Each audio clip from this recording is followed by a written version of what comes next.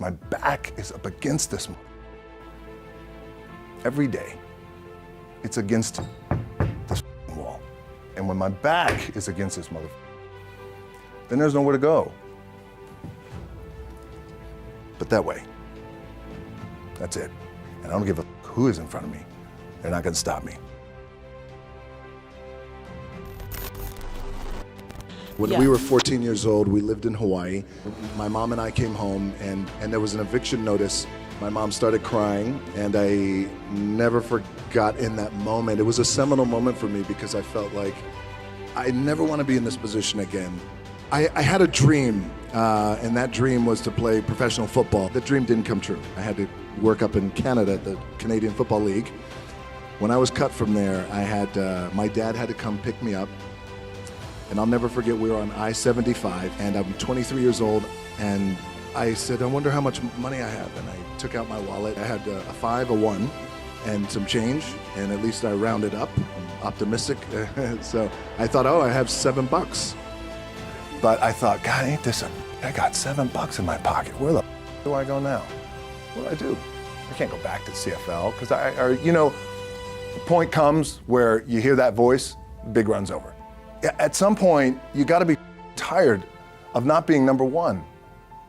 You have to be, and you gotta play angry, and I play angry. Now, I'm cool and calm with my approach, and when I step out on my field, which is a set, and you're always gonna have haters, and haters are like, well, God, man, how many movies are you gonna make, or how much are you gonna do? Like, you do a lot of and not only that, but in what world do we not work every day? You gotta work every day.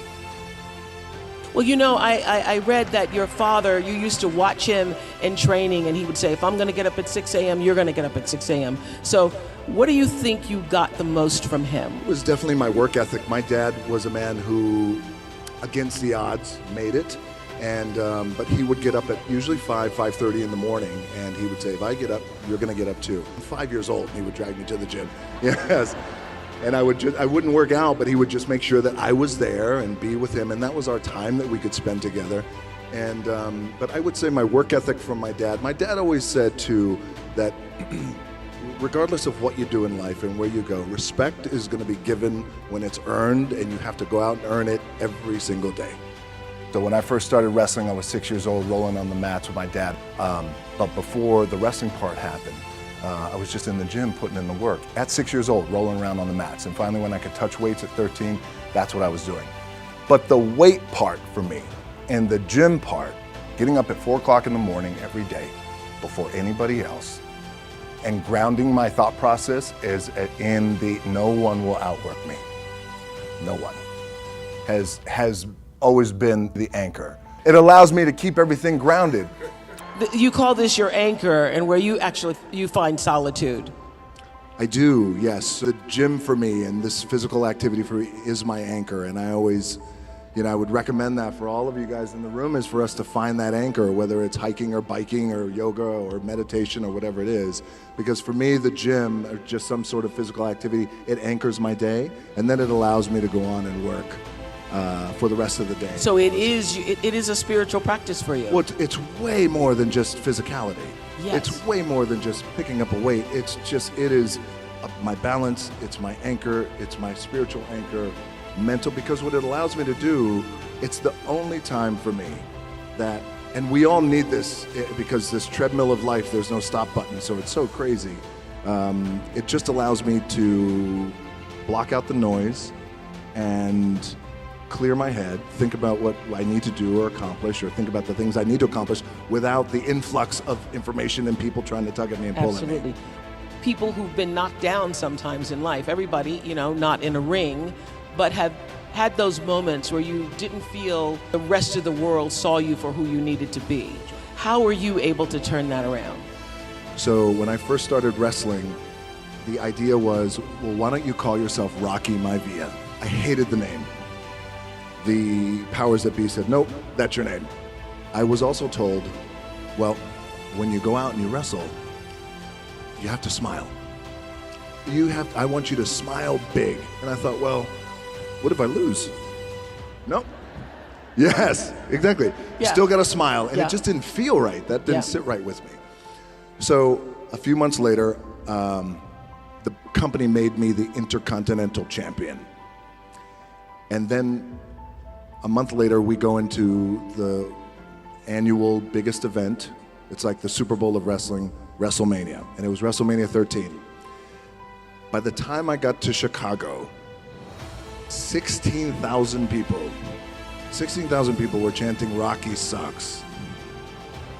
I remember laying there in the ring, and the referee said to me, "Don't listen to him," and it was crippling for me.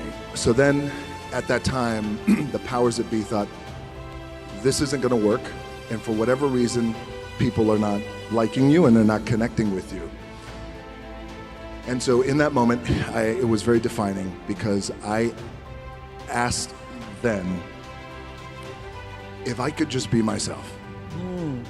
And if I could go out there and if I can speak to the crowd, and if I could just be myself and be authentic, and if I don't want to smile, I don't smile. If I want to laugh, I laugh. If I want to sing, I sing. Whatever it is, I just want to be me. Can I have that for 1 minute of live TV time? Powers that be at that time, Vince McMahon, said, "You got it." So on Raw, live TV, I grabbed a microphone and I said, I may be a lot of things, but sucks isn't one of them.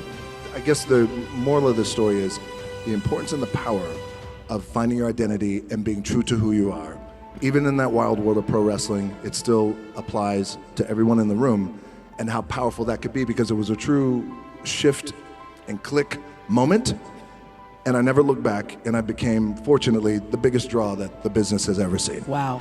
And isn't that the moment, really, that particular moment, the "you suck" moment, turned into the moment of you becoming The Rock and no longer Rocky? Yeah. Yes, so that's when it was Rocky Maivia, and I said, you know what, I'm not gonna be called that.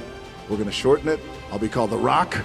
Something you said there really stuck with me, that the most powerful thing you can ever do is to be yourself. Be yourself. Yeah, that moment that you learned to be authentic is when everything changed. I do. I believe it's the most powerful thing that we could be. For example, when I got to Hollywood, the very first time I got to Hollywood in the early 2000s, I was told, again, well, if you want to be a star, maybe you shouldn't talk about wrestling, maybe you shouldn't go to the gym as much, maybe you shouldn't raise your silly eyebrow, and there was a lot of things like that. And when you don't know, you buy into it. Okay, so I went through that entire process for years trying to figure out who I was, and then when you look back on my earlier career, the films I was doing, they were good, but just not like, oh, that's how I like to see him, because he is his true authentic self. This time when I felt like, okay, I really need to make a change in my career, I need to be me, and I want to have the kind of career that is a global career. And I said, I'm not quite too sure how we're going to do it, but I need you to buy into the vision with me, and I'm willing to put in the work with my own two hands. They said, what do you want to accomplish? I said, I want to accomplish the world. I want the world, and I want Will Smith's career. I want to do it bigger and better. Because they even said to me, well, how do you do it better than him? This was in 2006. I said, I don't know, but I do believe there's a better way to do it and a different way to do it. And they looked at me like I had 3 heads, but I still stayed focused. And I still had still put in the hard work with my 2 hands. And then eventually I left them and then decided, you know what? My name is The Rock, and I come from the world of professional wrestling, and I look the way I look, and I talk the way I talk, and I love to work out. And you know what? This is who I'm gonna be. And here we go. It's working for you. It's working. So even now, with all of the success you still see every opportunity as kind of a crack in the wall. Tell us what that means for you. I do. So what that means is I still see every opportunity that I have as like a little crack in the wall, a little scratch. And it's almost as if like a scratch represents every opportunity. Therefore, the success on the other side of the scratch is the light. Scratching hard, clawing, digging, it's that mentality to really take advantage of every opportunity I have. My last match in WWE, I wrestled John Cena, and I went in, I think it was 2013, and we went in MetLife Stadium, had a record-breaking attendance, we accomplished our goal. So I wrestled with John Cena, we had 45 minutes planned for the match. At the 15-minute mark, bang! I feel something pop. I'm like, boom, what the? I'm laying there, and both of us are out. I said, oh, something's going on. The referee comes over and he's like, Rock, you all right? I'm like, yeah. I get up, I go to step, and I can't step. So now in that moment, you're in the game and you're in the thick of things, and you gotta make a decision. What do I gotta do? And I got 30 minutes left of this match, and I have one moment. In this moment, it was a defining moment. I could either tell him, no, I'm done. He'd give the signal, match is over. Or, let's keep going. We had this decision. I said, no, let's keep going. I said, how much time is left? He's like, 32 minutes. Okay. Rest of the whole match, getting scared because I'm thinking, man, well, what happens if I'm gonna lose my leg or something like this, if I've just done something to my artery? Now, luckily, the match is over. He pins me, 1, 2, 3.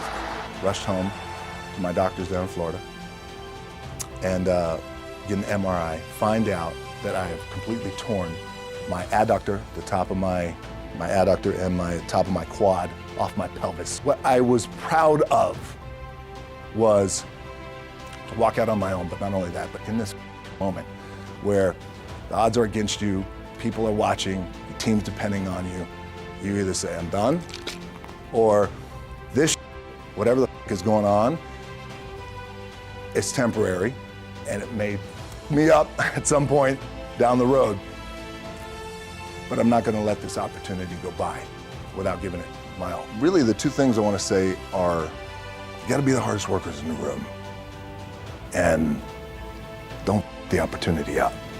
As you guys know, there's nothing you can't accomplish. Remember where you came from, keep that in the front of your mind, and when it goes bad and it goes sideways, a lot of it does, you gotta keep it in here. And it really has to, it should drive you. It should. It works for me. It should drive you.